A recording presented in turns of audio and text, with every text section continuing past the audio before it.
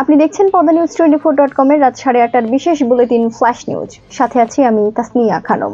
facebook.com/pdnews24 page follow করে আমাদের সাথেই থাকুন।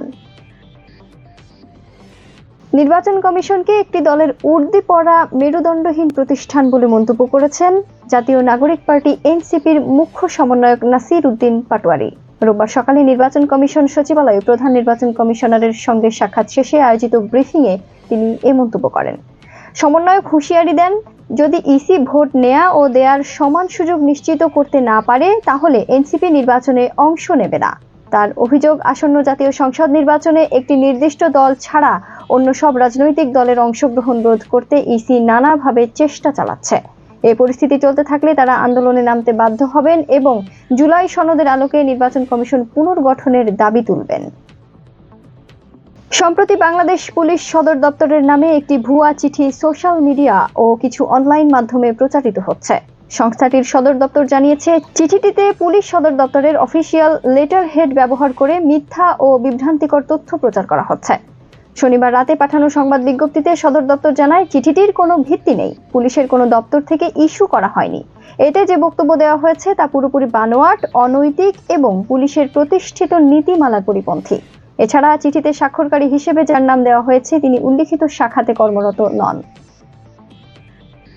মুক্তিযুদ্ধের চেতনার নামে গুম, খুন, চাঁদাবাজি ও টাকা পাচারের রাজনৈতিক সংস্কৃতি সৃষ্টি করেছিল বিগত সরকার। আন্তর্জাতিক অপরাধ ট্রাইব্যুনালে শেখ হাসিনার মানবতা বিরোধী মামলার সূচনা বক্তব্যে একথা বলেন অ্যাটর্নি জেনারেল আসাদুজ্জামান।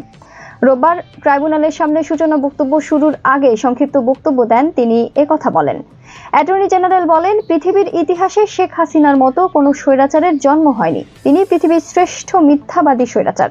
কোন স্বৈরাচারকে মিথ্যার উপর পিএইচডি করতে হলে শেখ হাসিনার কাছে শিখতে হবে। পৃথিবীর সব স্বৈর শাসকের যদি কোনো সমিতি করা যেত তাহলে শেখ হাসিনা হবেন তার সভাপতি। বিএনপির স্থায়ী কমিটির সদস্য নজরুল ইসলাম খান বলেন, যারা ৭১-এর স্বাধীনতা মেনে নিতে পারেনি তারাই ২৪-এর অভ্যুত্থানকে দ্বিতীয় স্বাধীনতা বলে।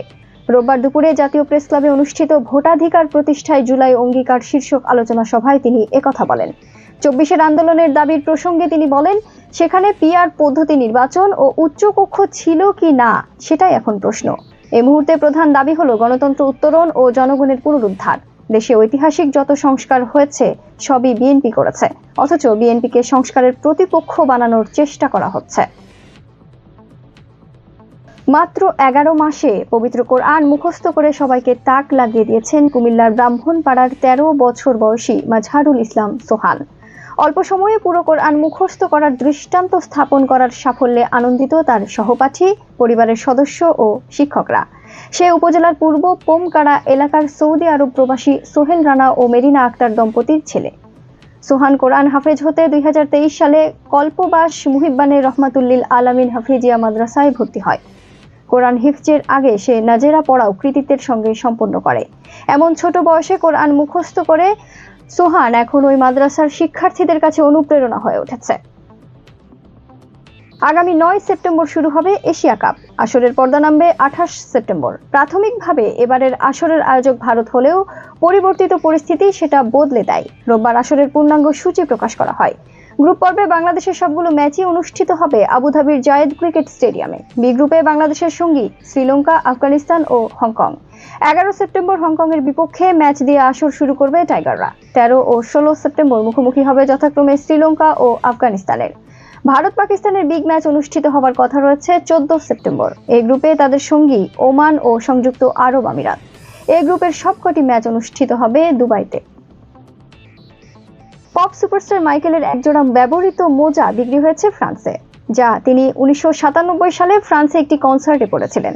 ফরাসি নিলামকারী অরোর ইলি বার্তা সংস্থা এএফপি-কে এ তথ্য জানিয়েছেন। বলেন, ১৯৯৭ সালের জুলাইয়ে দক্ষিণাঞ্চলীয় শহর নাইমসে কনসার্টের পরে জ্যাকসনের ড্রেসিং রুমের কাছে একজন টেকনিশিয়ান ব্যবহৃত মোজাটি ফেলে দেওয়া অবস্থায় পান। বিক্রয়ের জন্য রাখার আগে এটি ২৮ বছর ধরে একটি ফ্রেমে সংরক্ষিত ছিল। হিস্টোরি ওয়ার্ল্ড ট্যুরের সময় শৈলীর কিং অফ পপ সাদা অ্যাথলেটিক মোজাটি পরেছিলেন। নিলামে এটি প্রায় $৮,০০০ বিক্রি হয়েছে, যার দাম প্রায় ১০ লাখ টাকা। গুরুত্বপূর্ণ সব সংবাদ জানতে পদানিউজ24.com এর বিশেষ বুলেটিন ফ্ল্যাশ নিউজ দেখবেন প্রতিদিন রাত 8:30টায়। ফ্ল্যাশ নিউজ দেখতে ফেসবুকে আমাদের ফলো করুন facebook.com/পদানিউজ24 আর ইউটিউবে সাবস্ক্রাইব করুন youtube.com/পদানিউজ24 চ্যানেলটি। নিয়মিত দেশ বিদেশের আপডেট সব সংবাদ জানতে ভিজিট করুন মাল্টিমিডিয়া নিউজ পোর্টাল পদানিউজ24.com।